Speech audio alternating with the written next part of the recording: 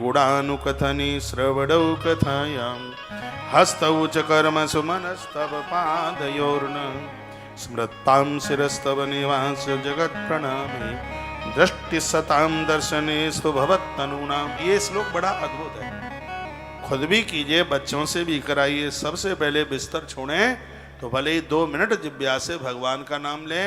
ये नियम ले लें, जैसे आपने नियम बना लिया चाय पीने का। कल की कथा में आया कि चाय पीना, शराब पीना ये नियम नहीं है।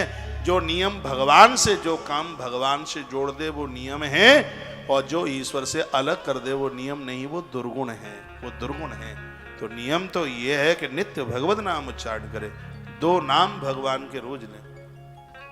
सुबह जगें तो बोले श्री कृष्ण गोविंद हरे मुरारी, हे नाथ नारायण वासुदेव। ये रोज नित्य, एक भी दिन न छूटे। कोई मंगल में चौपाइयां, ये रोज नाम। वाणी गुणानुकथने श्रवणौ कथायां, कानों से मंगल में भगवान की ध्वनि सुनिए।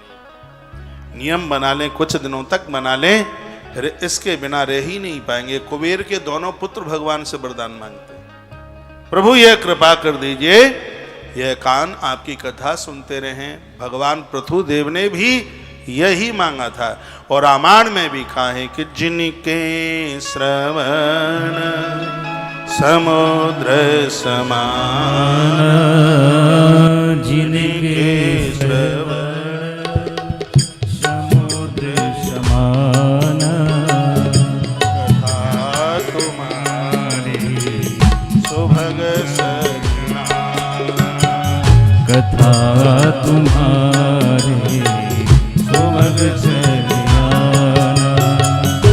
जिनके श्रवण समुद्र समान, जिनके श्रवण समुद्र समान, कथा तुम्हारे समुद्र लिया, श्रवण समुद्र समान, कथा श्रवण